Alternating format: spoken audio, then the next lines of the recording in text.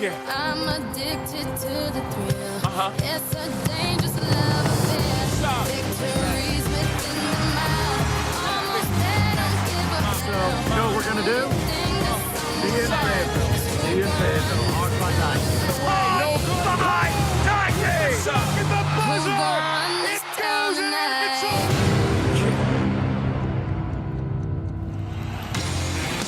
Now, entering Natty State Studio, the sports media palace of Mid-America, the Wolf of Center Street. Here's your host, John Nabors.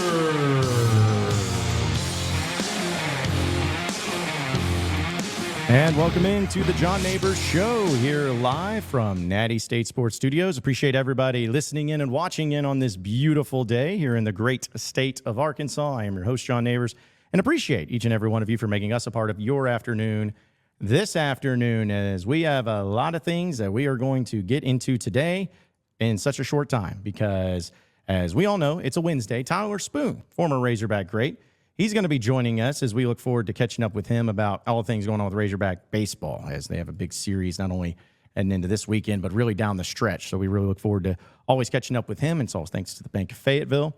And we're going to have a few other things as far as headlines go and some important stuff to dive into as well. And I'm going to be honest, we're going to have this as an abbreviated show. So we're going to have to move pretty quickly through it. So if those of you want to call in, wanted to FaceTime in, everything like that, just know that today probably won't get to you, but we'll move forward. And there's a reason why, because we have a pretty exciting and what I think is a pretty cool announcement that we're going to be making here at the end of the show after Tyler Spoon joins us. So stay tuned for that. But we're gonna have some cool things going down in the process. But either way, since it's a Wednesday, we've talked a lot about, of course, basketball and keeping up with that and knowing about a guy like DJ Wagner and others that have been visiting Arkansas or will be visiting Arkansas this weekend. So that's going to be something to keep up to date with, especially with Pod at the Palace. With Curtis and Scotty, they'll be on top of that too. And honestly, Razorback baseball against Mississippi State, it's almost sad. Like, this is going to be the final weekend for Razorback home baseball in the regular season. Now, they're going to host, right, a regional? Sure. Super regional, they better. But it's kind of crazy how fast this season has gone. So people are revving up for that, which also a little plug here that tomorrow we're still going to be at Tin Roof right there on Dixon Street from 4 to 6. So come on out. We'll be giving a pair of Friday tickets away.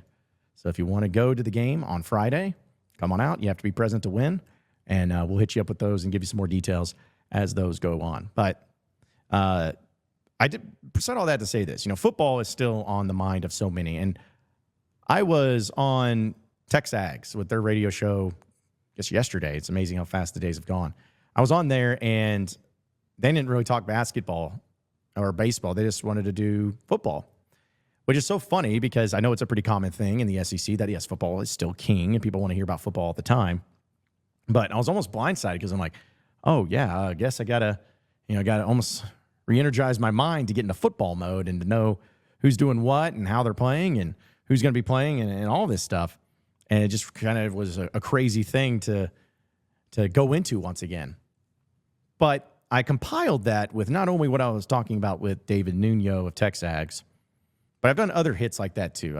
I went on Chris Gordy's podcast recently of Locked On SEC. I've gone on Aaron Torres's deals before. I have guys around the SEC, people in Alabama, people in Louisiana, Matt Moscona, someone like him. I've gone on his show and to discuss a lot of things. And when football ever gets brought up, it's kind of sad because the approach is, and I'm not blaming anybody for this because I'd probably approach it the same way if I was outside the state of Arkansas. It's kind of like, oh yeah, so how's football going? Is there any confidence in Sam Pittman? Is there any reason to be excited about Razorback football right now? Like, where's the love? Where's the things that you can point to and say, hey, this is why we're pumped. This is why we're excited. And the more and more I thought about it, the more and more I'm like, I don't know. I don't know what you want me to say. I could be a sunshine pumper, as I get accused of so many times, and saying, oh, yeah, well, you just think the team's going to win 10 games no matter what, blah, blah, blah. It's like, well, sometimes, but not this year. Oh, you're the one that thinks that the defense is going to be improved from what it was a year ago. Sometimes, but not this year. Oh, you think the offense, it's got a whole new great player roster, depth chart, you got new coaches in there. You think it's going to be better. Sometimes. And actually, this year I do. But for those to the outside, people are seeing you're replacing KJ Jefferson with Taylon Green, transfer from Boise State that completed 55% of his passes. How's that an upgrade? You're replacing Rocket Sanders, a player who just 2 years ago battled injury last year, but 2 years ago rushed for 1,400 yards. You're replacing him with a transfer from Utah, and you lost all the other running backs too. Your offensive line was abysmal last year, the worst you've ever seen. And you've added some transfers, but, how much better is it going to be? Wide receivers, you return all of them from last year, but nobody really did anything enough of note because of the offense and how bad it was. People just keep pointing to the negative side of football and saying, it's almost like a lame duck. It's how it feels. It's like a lame duck season. You got a lame duck coach. Everything's lame, and you just got to own it. It sucks, but it's true. It's true.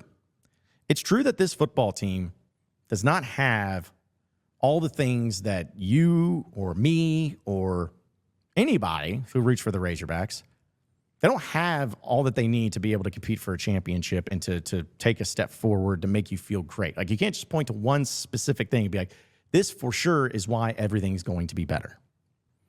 We can point to Petrino. We had Rashad Dubinion on the show yesterday, who was great. And he was able to put some things into perspective. But still, it's like you're hopeful, but you're not sure. And that's a very unique feeling if you're a Razorback fan heading into football, because I feel like, and I could be wrong, people can disagree, most of the time, though, you go into the season being somewhat optimistic. Or you feel like, oh, well, you got a new coach in, or you got a new quarterback in, whatever, and it kind of gives you a little element of excitement, and this hasn't. This hasn't. And even with Petrino coming in, again, I think that there's reasons to be excited. I think there's reasons to be optimistic. I think there's reasons to say, okay, well, this is why it's going to be okay. This is why it's going to be better. But what's your confidence level in it?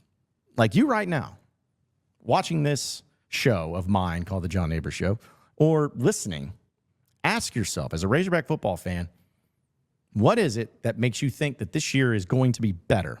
The biggest reason. And when you give yourself that reason, ask yourself again why. But why that reason? What is it about that makes you feel confident? Confidence is key. And hope is really all you have right now. I love the movie Shawshank Redemption. It's one of my favorite movies of all time.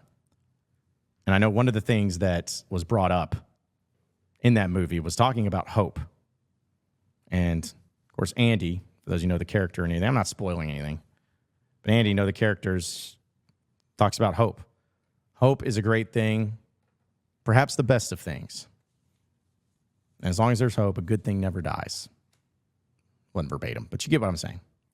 You got to have hope in your football program. You got to have hope in your sports team. You got to have hope as a fan, because you don't have hope, what's the point of you being a fan? I'm not asking everybody to just blindly go in and expecting greatness this season. I'm not saying that. But I am telling you to try to be a little bit optimistic for your own sake, for your own mental health, and for your own appreciation of your fandom. Because imagine you getting rewarded for that. If you go in expecting terribleness and then they exceed that expectation, you're probably going to look back and say, like, oh, see, look, I wasn't disappointed because they exceeded my expectation. It's like, yeah, but the misery you had going into the season and then the frustrations that came along with it during the season, where even if you had something going on, you still were skeptical. It's just not a very fun vibe. It's not a very fun thing to deal with. But I truly, truly believe that if the Razorback football team is going to make steps forward this season, it's going to be based on the changes that's happened. Sam Pittman's still the head coach. That didn't change. But the offensive coordinator did. The entire offensive staff pretty much did. The roster did in a lot of ways. So another thing that I'll throw at you is if you're somebody who looks at this and is like, oh, okay, but how can we feel good about any of this when it's, year 5 and you just went 4-8, and there's a lot of new faces that we don't understand, don't recognize, a lot of new guys we don't know how good they're going to do. Where's your faith in that? Well, let me ask you this. If you went 4-8, don't you want change? Don't you want things to be differently? If you went 4-8, do you want all the same players from last year? Do you want to have all the same coaches from last year? Of course not. You shouldn't. I'm not saying all of them need to go, but change is what was needed for this team. We're going to find out soon if it's going to be a positive change or not, but still, change nonetheless. Change nonetheless. That's what is exciting, unique, and interesting about what's going to be happening here very soon. We'll get to a lot more of the John Nabors show here coming up live from Natty State Sports and talk more about the Razorback side of things too. But I got to tell you about our friends over at brothrow.com. Brothrow.com/natty to be specific. For those of you who are wondering what Brothrow is, well, it's a first of its kind, free to use social sports betting web app. It's powered by a community of bettors where Brothrow users compete directly with each other by throwing out bets for friends, group mates, or the broader community to accept. If you go into brothrow.com/natty, if you go into that, you'll be able to see the community that we're building here at Natty State Sports, and you'll be able to see all the different games that are be going on when it's the spreads, the money lines, the over-unders. And when you go through there, you can see, all right, so what are some of the guys that have been in this group? What have they been betting on? They've been feeling this team -2.5 or this team +2.5. And when you see a bet that you really like oh, this guy over here, he's taking so-and-so's team at the money line. Well, I'm going to go the other direction. I'm going to take this on the money line. You go up and you compete against each other. You put down the money, and it's an app that is directly connected to your Venmo or Cash App account to make it easy to settle up. And so it's a really cool and unique thing that's free to use. And for those of you who want to learn more about it, you can go to YouTube and learn how to use Brothrow. A lot of people across the country are using it. It's a sensation that's taken over, and it's also right here in the state of Arkansas. So you can also bet with each other using no vig or juice charged by Brothrow. You can bet on all your favorite sports teams in fair terms and compete in contests and showcase your knowledge. Save money and bet longer by making friends and joining groups and taking control of who you bet with. It's an awesome thing. So you got to check it out today. Again, go to brothrow.com/natty. That's brothrow.com/natty, Natty, to check out the greatest and newest thing in sports betting here in the state of Arkansas. It is Brothrow. Again, it's a Wednesday here, folks, and so we're going to be having Tyler Spoon on an abbreviated show because we'll have an announcement here at the end of the show that we want to pass along. And it's a fun thing. It's a fun thing, unique thing. I'm excited about it. I know the guys here are excited about it. And I'm sure you're all waiting with bated breath to be excited about it too. So, but let's talk also something else that came out in the basketball side of things. If you haven't watched it, a guy named Trice High has a documentary going out. It has been released on YouTube, and I retweeted it. But I was kind of excited to see how it turned out. I was in it, and he asked me to talk about the Calipari thing and when he got hired and how crazy it was. And seeing, of course, the reaction that came from it is always something unique and something interesting. So I always felt like with what Razorback fans have gone through in this process and the excitement that they've had for it, anything that ever comes out that's pro Calipari or pro Razorback basketball, you're going to have people hating on it and talking about how bad it is and it sucks and he's not any good and, oh, you're going to be wanting him gone, all of that, whatever it is. But it was a really interesting documentary, and it was really interesting to hear the perspectives from other people, too, about Calipari and the move that he made. But one of the things that I've always kind of taken to heart is, how many times we've seen good things happen to programs and people who come out against it and are angry about it is always a positive. I think that's something probably I learned the most from that documentary, is seeing just how there's two sides to every story. There's two sides to every opinion on a lot of matters, especially in sports. But to see how angry and frustrated, and I'm not talking about just Kentucky fans, I'm talking about a lot of fans of basketball in general, fans of other fan bases, they hate it. They hate that Calipari is at Arkansas. They hate the fact that he's getting all the love and Arkansas is getting all the love and they're getting all these great players to coming in. There's a lot of anger and angst about it. So because of that fact, that's been really fun to witness and really fun to just see how upsetting it's been to a lot of them. But I really enjoyed being a part of it. I really enjoyed seeing the other perspectives. But I also think that anytime something gets brought up like this, it's just going to re-energize and revigorate a lot of the fan bases into building into a rivalry. I've always felt like rivalries and sports need to be organic more so than anything. This is really why I brought this up. It needs to be organic. Everybody that's been either a Razorback fan at some point or wondered about Razorback football specifically has wondered why Arkansas does not have a rival in football. Like, who's their rival? Who is it? And so often people try to make it, oh, it's Texas. Oh, it's LSU. It's Ole Miss or whatever. You know, they tried to make it to where whoever they hated the most ended up being the rival. But to me, if it's a true rival, it's not about different fans having different opinions. It's like, no, there's just one. Just one opinion. One guy. That's it. Well, you got to hate everybody equally if you're a Razorback football fan. You hate everybody equally. And that's okay. But basketball, baseball, those are a little bit of a different story.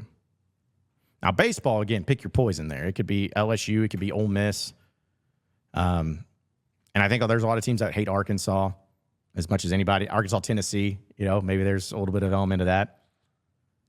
But it's closer to rivalries than what it would be in football. But basketball, folks, basketball, Arkansas and Kentucky's always had it a little bit. Like when Arkansas joined the SEC, you know, Pitino versus Richardson, epic games, epic matchups. Seemed like Arkansas always beat Kentucky in the regular season, but Kentucky always won in the SEC tournament.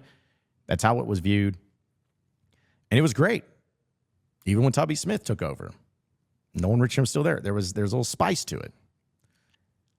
Then Nolan Richardson left, and Arkansas went through a long stretch of losing to Kentucky every year. I think it was about a 10-year stretch.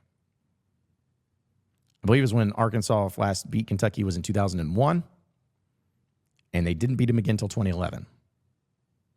That is something that stood out more so to a lot of fans of this is frustrating and this is no longer a rivalry. Mike Anderson comes to town as the head coach, and Calipari's still there at Kentucky. And it kind of added a little bit more because Mike Anderson actually had some pretty decent success against Kentucky. Beat them in a lot of cases when they shouldn't have. I mean, shoot, the year that Arkansas beat them twice in one season with Qualls' putback dunk and everything, that was a year that Kentucky played in the national championship game. They lost, but they played in the finals. Julius Randle, Harrison twins, Willie Cauley-Stein. It was a really good team. Arkansas beat them twice in that year. And what did Arkansas do? They went to the NIT. So even though Arkansas had success against them on the court during the Mike Anderson era, or at least mild success, it never felt like it was truly there in the rivalry landscape because the players that Kentucky was getting, Arkansas wasn't even in on, except for the homeschool guys, home state guys. Kentucky wasn't even on those guys. Now, the opposite way, it's like Kentucky was just far and away nationally more relevant, competing for Final Fours and national championships. Arkansas really wasn't even close to that. So you hated them still, but you didn't feel like you were even in the same space as them during that time. Then Eric Musselman came in, and he also had success against Kentucky, mild success. I think they may have ended up having he may have had a losing record against Kentucky, mainly due to the past season where they lost twice in a row, but still had some big wins against them. And then you start feeling like you're closer to them. You're getting closer to competing with some of the players that they're getting, some of the freshman guys, kind of feeling like you're maybe on the same level. You had more success in postseason. Like, that was great. But just never happened the way that you were wanting it to. And now you got their coach. You got Calipari.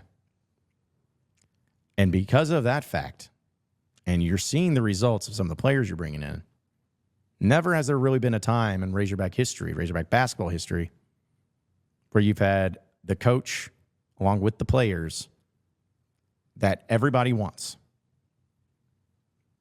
And now Kentucky, where it states, with Mark Pope, is kind of in the role now of Arkansas, what they were in for so many years. They're not getting the highest end players. No, they're not getting the attention that maybe they once did. And who knows? Again, maybe Mark Pope ends up being a great coach.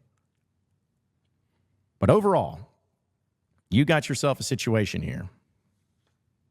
You got yourself a situation to where you are leading the way. You're feeling good. You're feeling froggy. You're feeling like you can take on the world.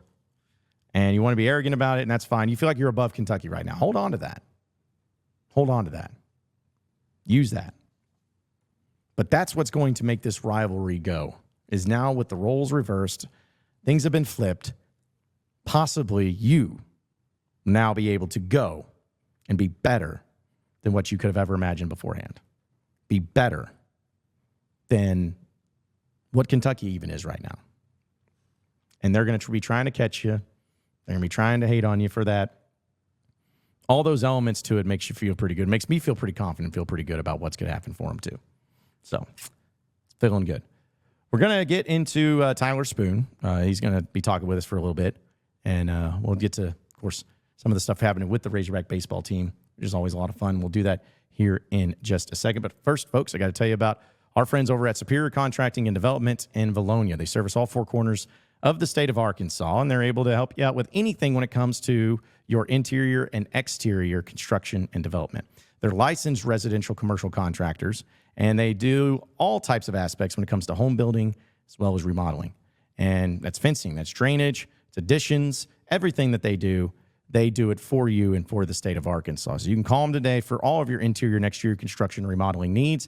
It's as simple as dialing on your mobile phone. Man, I sound like an old man there. 501-453-3053. That's 501-453-3053. You can also visit their website at superiorarc.com. That's superiorark.com.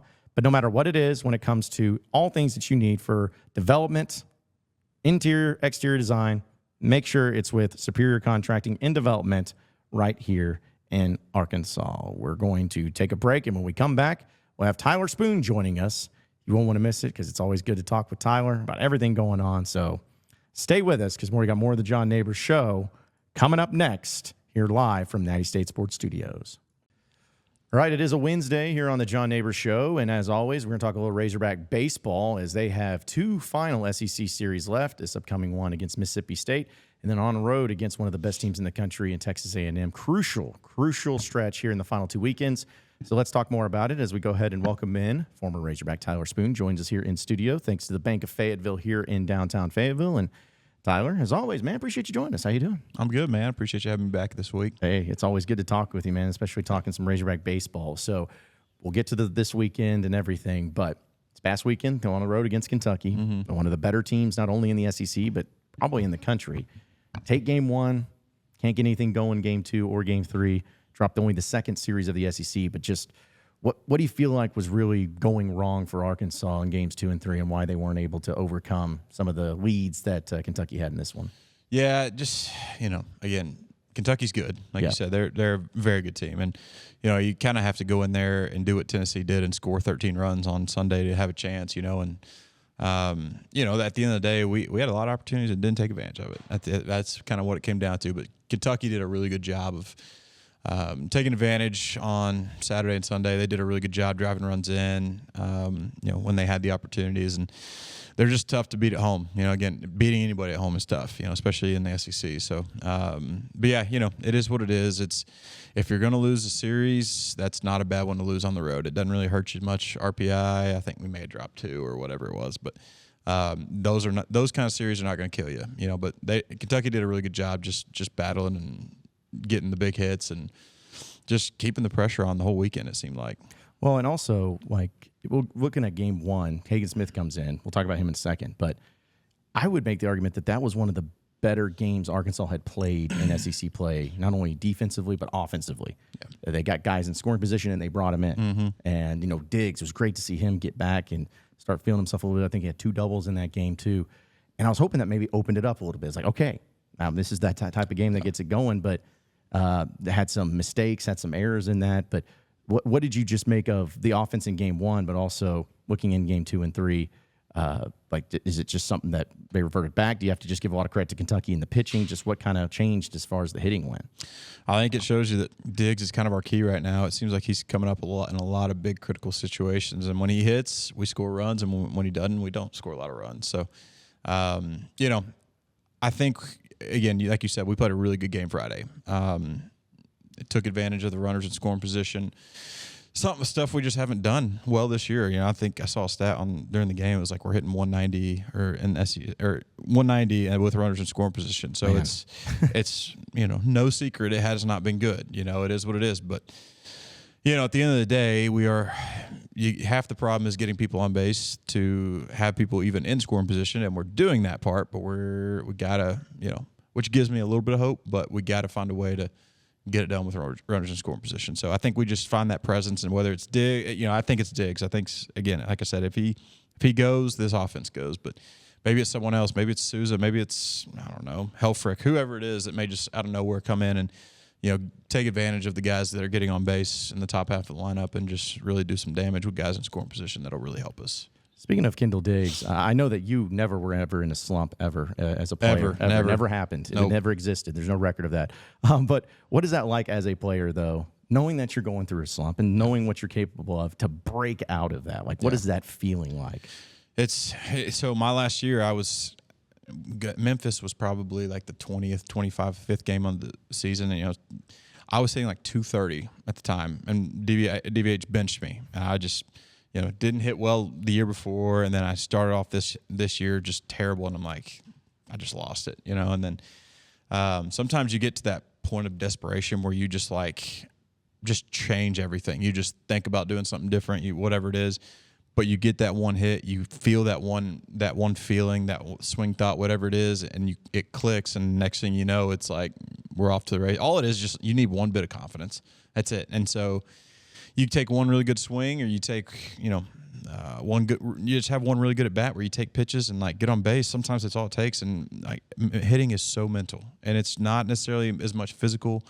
It's not necessarily your swing. It's a lot of times just your approach and just your confidence, and it's a lot easier to hit when you're more confident and you feel like you're going to hit it. So sometimes it's just when you get that confidence back, it just kind of brings you back to where you normally are. So hopefully for Diggs, again, he's been so steady the last few years. He's got such a proven track record of big hits, clutch moments, getting on base. It's like, so it's in there. He's done it in the SEC. It's in there. So just giving him time to figure it out, and hopefully that this weekend, hopefully it kind of clicks for him, and he just takes advantage of it moving forward. Well, I know a player that has not had any slumps, and that's Hagen Smith. No, that guy just game after game against Kentucky. Not only did he have just another day at the office of 14 strikeouts in 6 innings, no big deal, but then getting 31 whiffs on that too. I just don't know what else to say about him. It's almost spoiling because that it's baseball, anything can happen. But man, if he loses a game, or if he's part of a game that Arkansas loses, or if he gives up a bunch of runs or something, I'm going to feel like something like, is he hurt? It's been that incredible. And it just feels like he just continues to get better, continues to improve. Doesn't matter how good of a team. Kentucky's a real good team going on the road. Still shuts him down and still is able to get 14 Ks with 31 whiffs. It's incredible. Yeah, I think the more impressive thing is he's really, he's got a changeup, but he really does it with 2 pitches. And so you have 2 pitches. Guys know what's coming. Lefties, you're getting sliders. Righties, you're getting some sliders too, but most of the time what's coming. It's a fastball, it's a slider. And they still can't hit it. They can't even touch it. So it's impressive, man. Like we've talked about this on the show before, but his pitching numbers, all the spin rates and all the carries, all that stuff that they measure and quantify somehow now is so far above big league average right now. So it's just, again, you're facing a big league caliber pitcher in college, and you're just seeing how dominant he truly is when you put him up against 18, 19, 20, 21-year-olds. And, man, it's fun to watch. He's about as good as I've ever seen wear the Arkansas uniform. Speaking with former Razorback Tyler Spoon here on the John Nabors Show, thanks to the Bank of Fayetteville here in downtown Fayetteville. Now, Tyler, the rest of the pitching staff, Brady Tigert and Mason Molina have been the starters. We know Mason Molina did not play in the previous series, got to come back, but Tigert struggled a little bit in his outing, and then it's just sometimes people see it as just, oh man, are they bad? Sometimes you just have bad games or whatever. But just what do you make of the rest of the pitching staff and maybe some of the guys? Because I thought like Gage Wood looked really good when he came in. You know, so there's still some positives, but the tough thing is when your starter gives up a lot. Doesn't really matter what Gage Wood does. You know, it's like it's so. How do you feel like at least this past weekend the rest of the pitching staff handled themselves? You know, it's been better. You know, it's at the end of the day, it's the first game that Arkansas has given up double digits, you know, all year, and that's unbelievable. So, and, you know, I think for Tigard, I think this happens when you get later in the year where you get tired, and you know, this is where you start to see who's got just the dominant stuff, because the more tired you get, and you know, like Tigard's a good pitcher. His stuff is not as dominant as Hagen's. You know, it's just, you know, call it what it is. You know, he's got a good fastball. He's got a good breaking ball, but he's not locating like he was earlier in the season. And when you don't have the electric stuff and, you know, the numbers that Hagen does on his fastball and his slider, you can't get away with that as much anymore. So you can't throw the fastball. You know, you can't miss 4 inches on the plate. You got to miss 4 inches away or outside the plate. And that's what he did early in the year.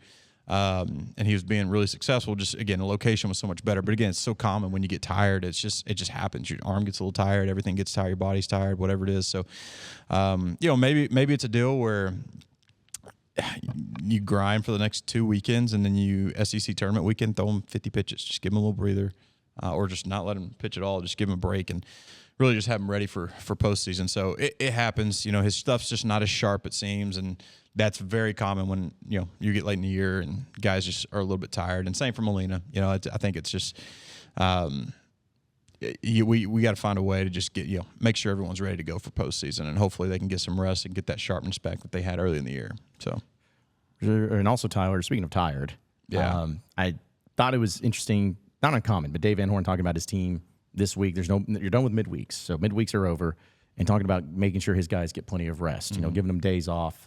All of that. I know it's crazy to think that student athletes do get tired at times as the season goes on, especially in baseball, because so many games and travel and everything. But what kind of approach, like with Dave doing that, is it something that collectively he just sees? Is it something that maybe the team expresses?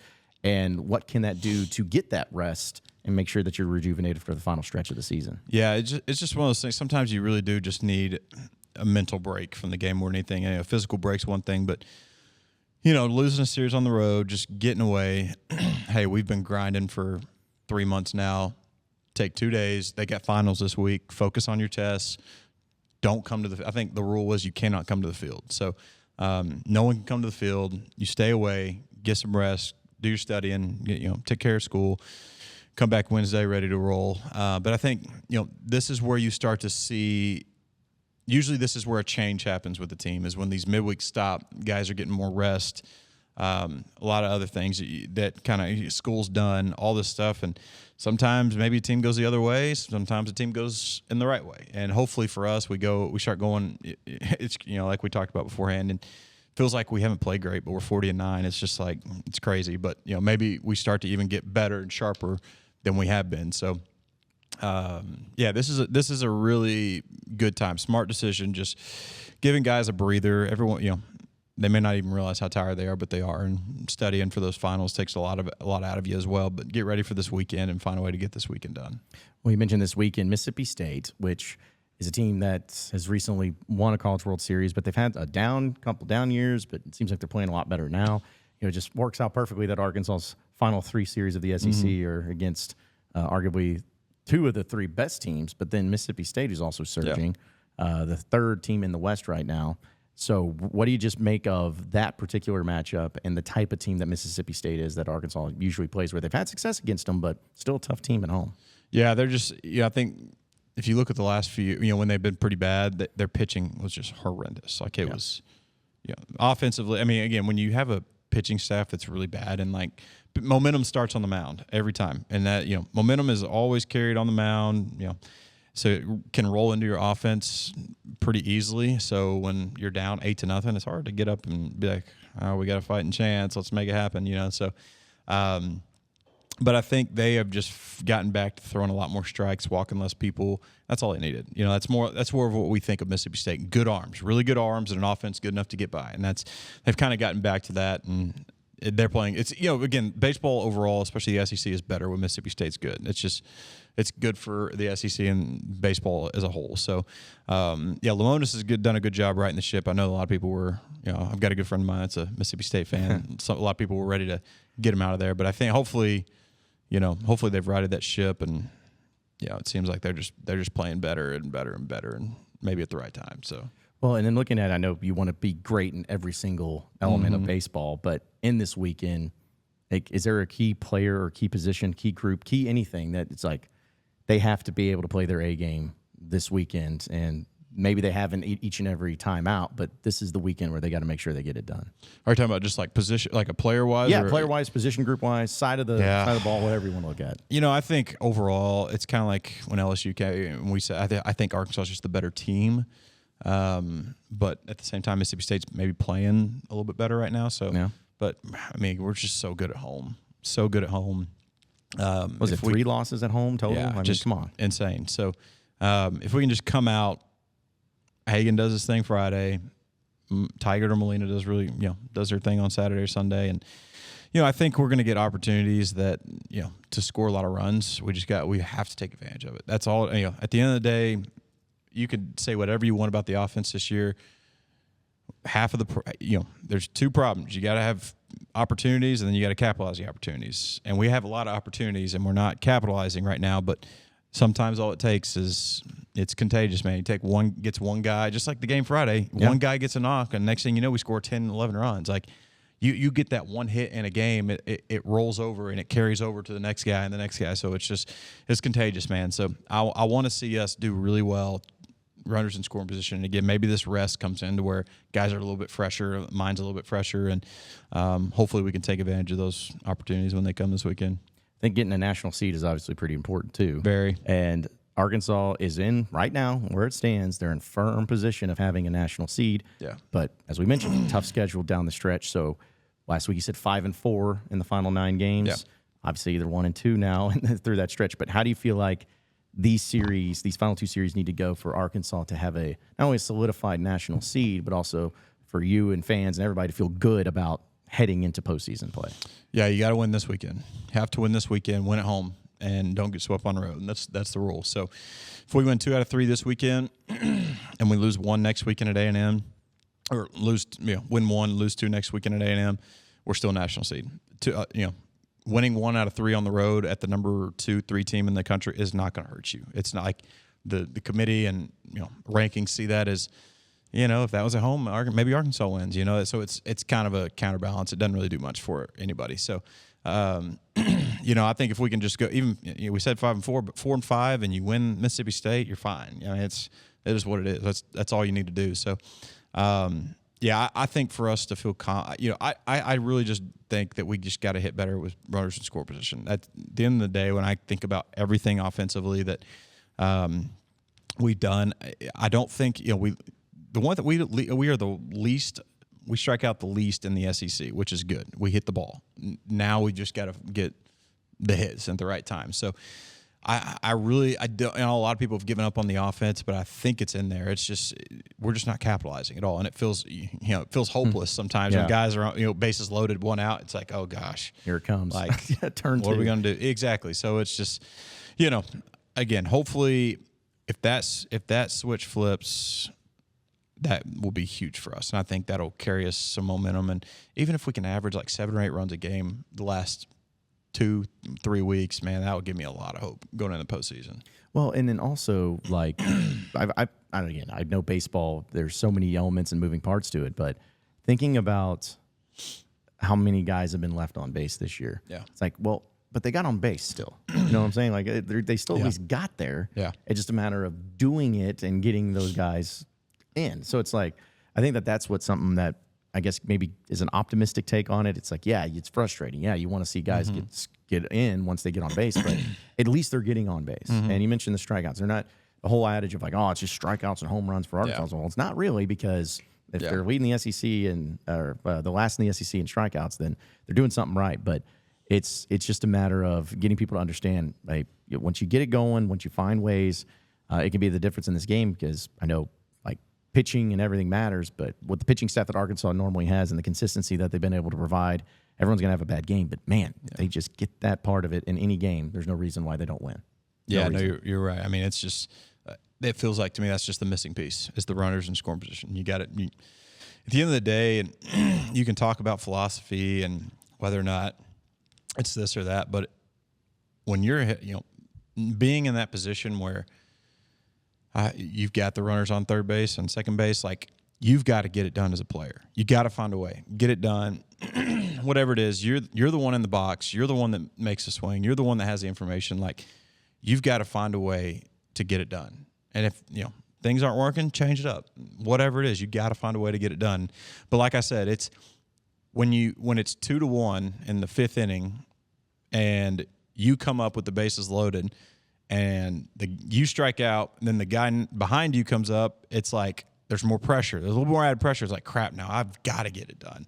Where if you can just find a way, just you get that hit or you get the sac fly, whatever it is, a lot less pressure on the next guy to get those runs in. That's when you start to see the production. That's why it's contagious. Just like the more you score, sometimes it takes one guy to do it. When you get that one guy, less stress on the next guy, less pressure, a lot freer swings, and a lot more, a lot less stressed in the box, I guess you could say. So, that's what it's going to take. It's just going to take you guys. It's a snowball effect. Get the one guy early on to do it, and the rest is history. So, yeah. I also think it's interesting with Dave, and of course, he has his method to his madness. Mm-hmm. But even at this point in time, still in the season, he's still not having the same lineup all the time. Oh, yeah. He mentioned in the Smarters Club, I think, that he'd like to have it now where it's set the rest of the year. But just what have you made of some of the moves that he's been making and putting guys? I think even when he was asked about a particular player, it's like, hey, do you think what do you see for him? Or he's like, yeah, he's been all right, but you got to hit. You're not hitting, so you're not going to play. But what do you think of the lineup moves that he's been making, and maybe the guys that you think who have been in the rotation be going forward you'd like to see kind of solidify themselves? Yeah, I think, again, he's just searching, and I think, a couple people asked me about, why did Roland DH, and I'm like, who else is going to hit? Like, who else is hit? It's like, but, he had a good game. I think Roland had a good game Friday. It's like you got to stay with the hot hand sometimes. Usually when someone hits, they hit in bunches. So, I would like to see Souza, especially, Souza in the lineup, because when he's very good. He can do a lot of damage. So if we can get Souza to be consistent, obviously, man, Wilmsmeyer too. Wilmsmeyer could be a key that, like, just get on base. You don't have to hit 400. You don't have to hit 300. You don't have to hit 250. Mm-hmm. Get hit by every pitch if you have to. Take a walk. Like, whatever it is, get on base, use your speed, utilize your speed, and that would be amazing. I think, that third outfield spot is kind of still a coin flip, and that would be nice to pin down. Hudson White's done a really good job. He's done a lot better lately. So I think you'll see him. And Helfrich, man, I'm still so high on Helfrich. I think, you guys see the swing is there. Like, it's more or less just controlling it, and he can do a lot of damage when he gets a chance to, and when he puts the bat on the ball. So if he gets it going, that would be amazing as well. Yeah, so. I've been really liking, of course, the two Paytons have been really great to it. Like, you think about Holt, think about Stovall, and I think Stovall is either between him or Holt, but they kind of led the team in batting average in the SEC too. So you had always talked about counting on a guy, and I remember in the first part of the season we were talking about you'd love to see maybe Stovall be that guy or Souza, whoever. He's still kind of waiting on it. Is there still anybody that you feel like is at least close to being that guy right now? Stovall's that dude, man. He has to be. He's unbelievable. He is just a pure natural hitter. He's just he's aggressive. That's the main thing. That's both of those guys are very aggressive. That's the big difference. And like, a moving bat is a dangerous bat. You've got to swing the bat. And both of those guys are absolutely hacking. So, Aloy too. Aloy's fun to watch. He's a must-watch TV because that dude, 0-2, 3-0, like, he's either hitting that ball 800 feet or he's missing. So, but you know what you're going to get from him. He's consistent. But you think about the best hitters in the lineup, they're not conservative. They're not very patient. They are like aggressive. They're swinging the bat like crazy. And Stovall, man, his bat to ball skills are just so good. His swing's so good. And Holt's just a grinder, man. Just finds a way, just puts the bat on the ball. The dirt bag, man. He just, it may not be the greatest, most perfect picturesque swing, but like, the dude finds barrels, and that's what the game's about. So, I think Stovall's that dude, man, and he's done such a good job. You just got to have him. You would love to say, let's just put him in the 4 or 5 hole to have him drive all the runs in. Well, he's the one getting on base to give the opportunities to drive in all the runs. So everything starts with him, and you get him lead him off because you get him the most at bats of anybody on the team. So, yeah, man, he's that guy. He's as good as advertised, and he can still, crazy as it is, he still has. He could still potentially do like a 20 home run season. And I hope he comes. Hopefully he does really well and he gets drafted and goes on to play, but I wouldn't be upset if he came back for another year. So no, I don't think anybody would be upset by that. No. Speaking with Tyler Spoon, former Razorback here on the John Nabors Show, thanks to the Bank of Fayetteville in downtown Fayetteville. Now, Tyler, I want to ask you about something that we talked about last week, but now it's kind of become more of a story in college baseball in general, especially the SEC, of Jim Schlossnagle's comments about some cheating stuff going on. Oh, yeah. That wasn't necessarily said of one particular team. People started doing some logical deduction. Maybe they could figure that out. But I'm just curious as to your take on his comments, but also the prevalence of stuff like that actually going on. Does it go on a lot more than maybe people realize? Is it more of just not getting caught and being really good at it? Because, things like that happen in sports all the time, so it's not unique to baseball. But for Schlossnagle to come out and take that stance, and also for the SEC, whichever team it is, getting in deals with that, like, what did you just make of those comments and what goes on with that? Yeah, you just don't say anything. Like, it's not hard. Like, it's true. I've never been an SEC coach, but I would know better than to say what is going on. Like, you let it develop. Like, you let it happen. You just stay out of it. It's not hard. Like, stay out of it. It's so.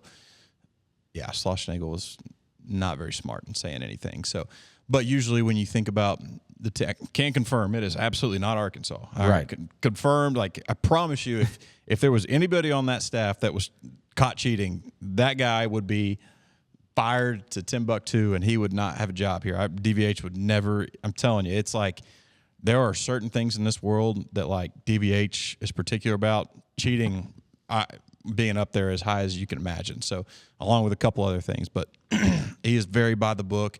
Runs a good program. But if you think about the teams that run a really good program, usually those are the ones that, like, they're pretty honorable. But if you think about a lot of teams and you're like, they could be kind of sketchy, then maybe there's some stuff going on. So, yeah, at the end of the day, man, Slosh should have just kept his mouth shut. You got it. You can't, just don't talk about it. Just let it develop. It's not your place to say anything. Maybe you're mad about it, upset about it, whatever. Well, hey, just let it play out how it should. It always works out. It always comes back to bite them.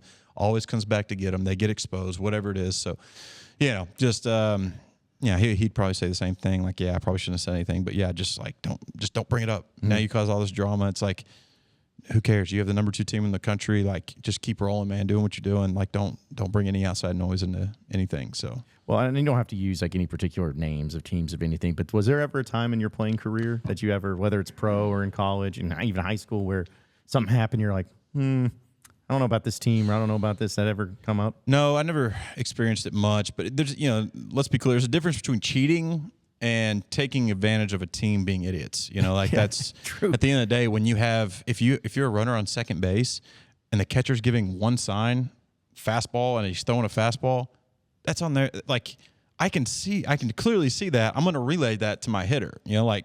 Hey, he's throwing a fastball. He's not doing, he's not giving more than one sign on second base. Like, I can see what he's calling. Like, that's not my fault. I'm literally looking at the catcher and it's clear view. Like, he's not even trying. So that's different than, hey, I'm gonna video this and relay it through this and beat trash cans like Houston Astros. Yeah.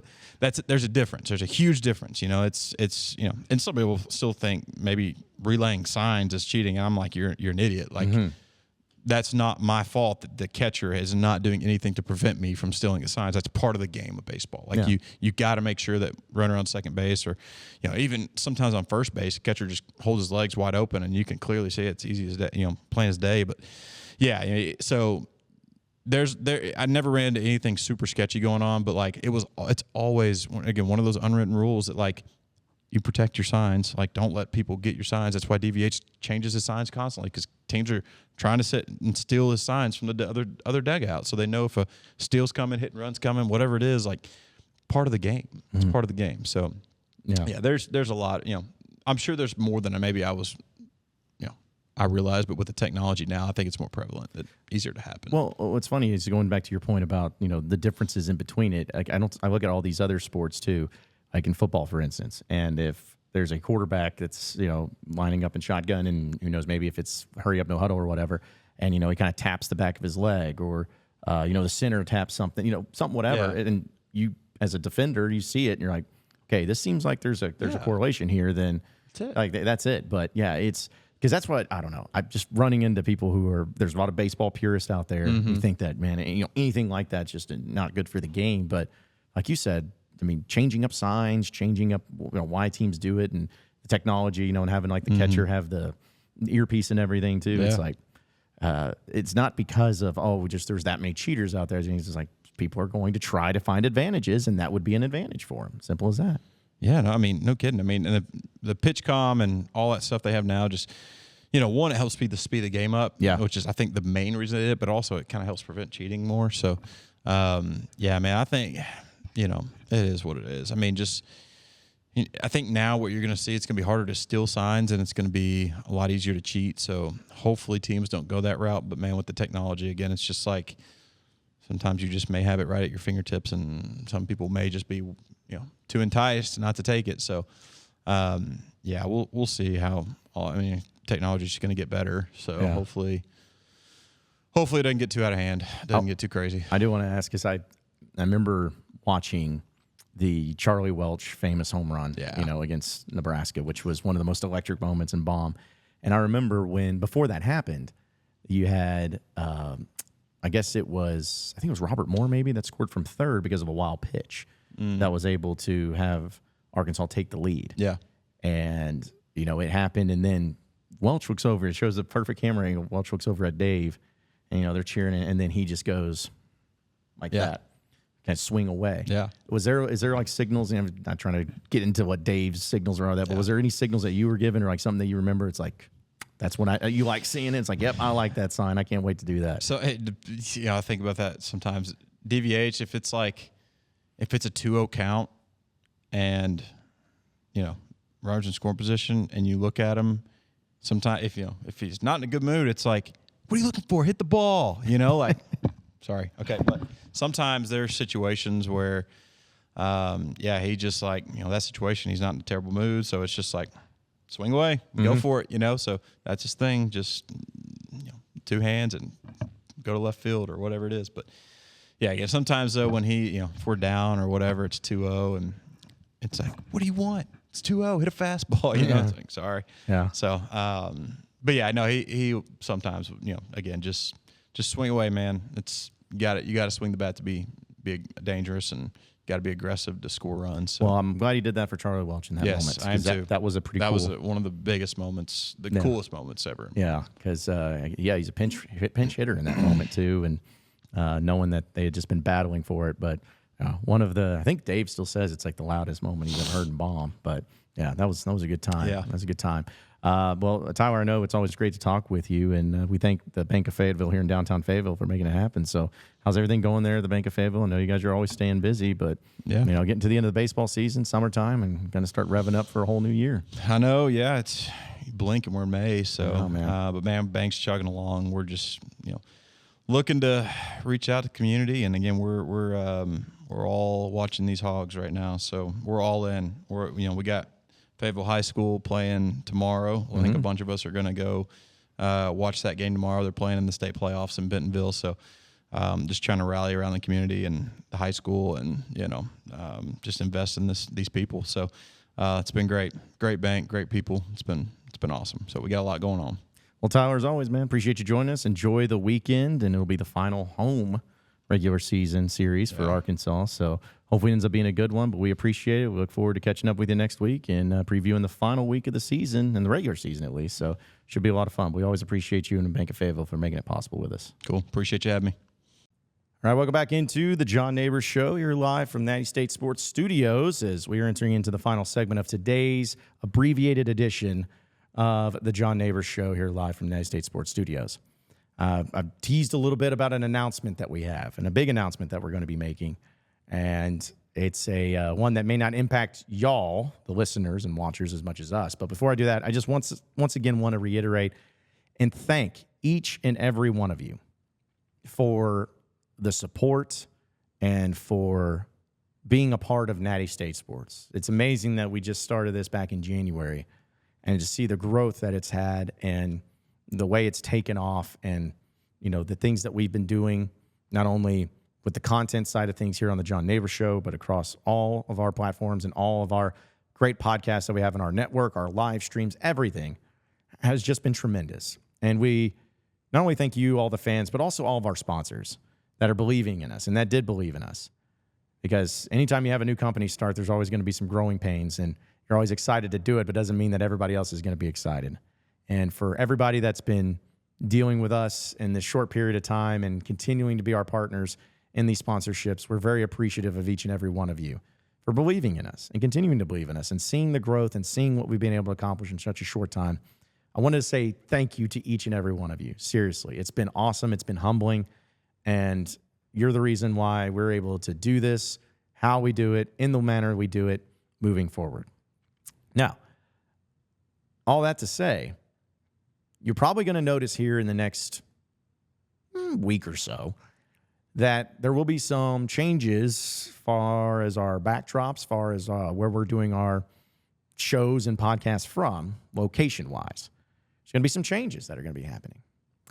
And the reason being for that is that this show, the John Nabors Show, is going to be moving locations. We haven't gotten to the point where we're ready to announce where just yet, but just know we're pretty excited about it. But we're going to be having it at a new place and a new location each and every day. That we'll be able to have people in, to hang out, to come in, and to be a lot more interactive with the show. Again, we're not announcing it just yet where it's going to be going, but we're going to be moving the show. So with that being said, also, we've loved our time up here in the 6th floor of the Encore Bank building. I mean, this is an awesome space. If you've been here, if you've seen our views and whatnot, it's been premier. It's awesome.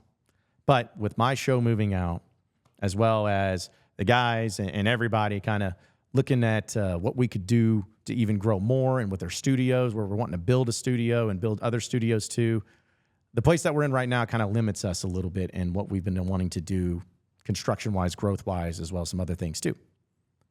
So we are going to be in the process of moving to a new location, which we're also really excited about.